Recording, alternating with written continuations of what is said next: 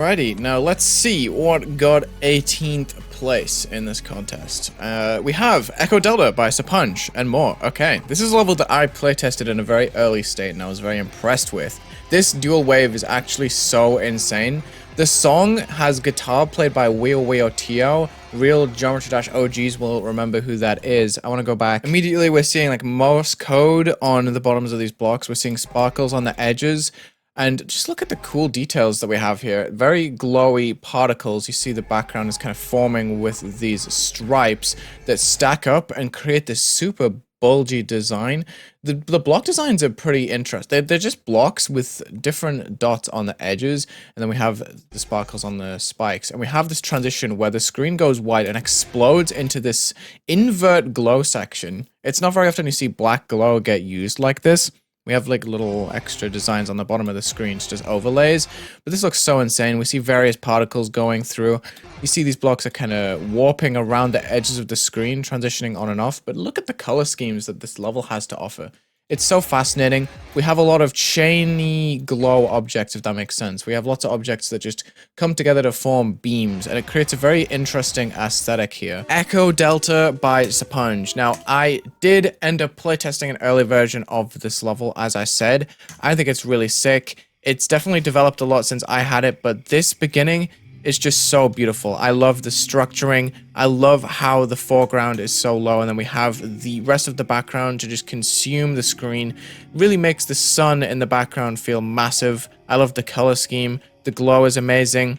I think this level turned out great. I think it has a very unique structure to it, where the intro is very chill, it's very mellow, and then it kind of ramps up and brings in more technological elements as the level goes on. I think the gameplay is pretty decent. It's very chill. There's sections like this that are very open, but I think that's what's kind of ambitious about it. We're rising up into the sky.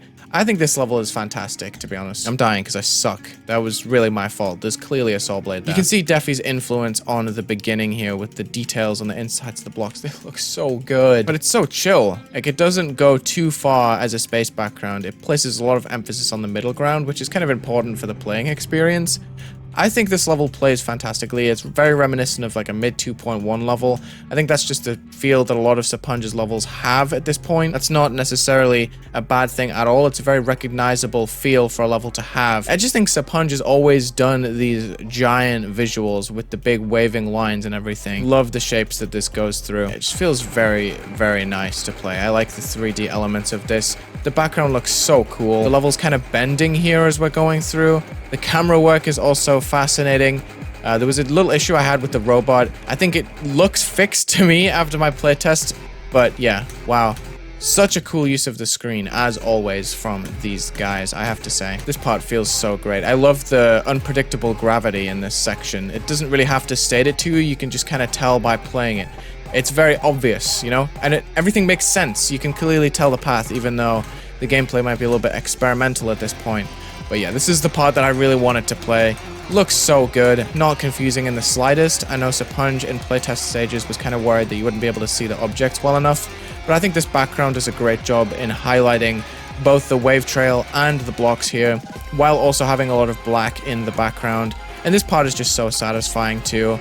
Feels great to play. Love the lines on the screen. There's really not a problem with this at all. I love the style of the glow in this level. It's ridiculous, dude. And then we have the cube just slowly rotating. And look at this. This reminds me of like dark matter from Mario Galaxy 2.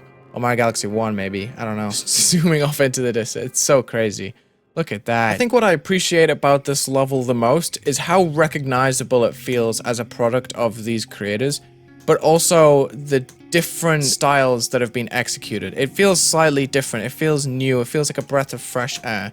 And I think amongst the other Space Gauntlet levels that I have seen and played, I think this one has some of the most surreal imagery put into it. I think it mixes a lot of different styles in at once while still appearing like a Space Gauntlet submission.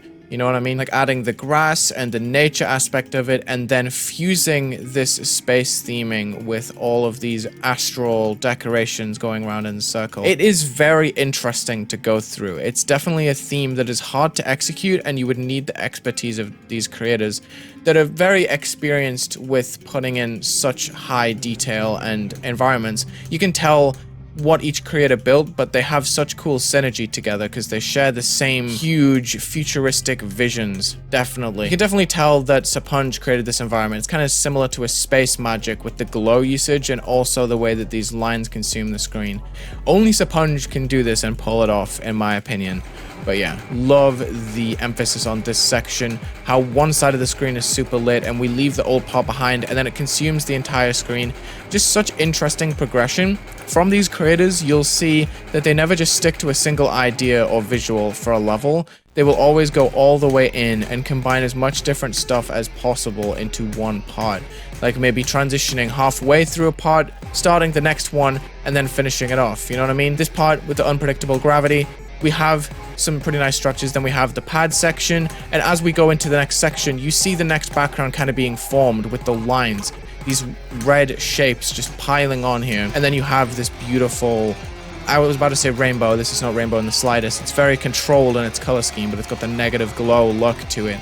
Looks so sick. The invert shader working so well on this, and I was super surprised. What? Okay, apparently I just missed the portal. That's really unfortunate. I was about to say I'm surprised at how well the duel plays. Dude, the grass like shimmies when you sit in it. Look at that. I actually love how fun this level ends up being. I think it's fascinating. I think it's very hard to pull off some of the gameplay choices that they've done with the slow opening, for example, or that section with the unpredictable gravity, or this dual wave. Like, it always provides something completely new, and it's conceptually brilliant as a level. I think it's really good. I am very surprised that this is 18th out of the 20 in the results. That is just insane to me. This was pulled together in only a few days. Can you believe it? Like, that is just so wild how these guys managed to clutch this level at the last second. Like, when I played it a few days before the deadline, none of the second half really existed, like past the dual wave. I think my copy just died. I don't think they'd created anything on it. But to have such potent imagery from just that small time window,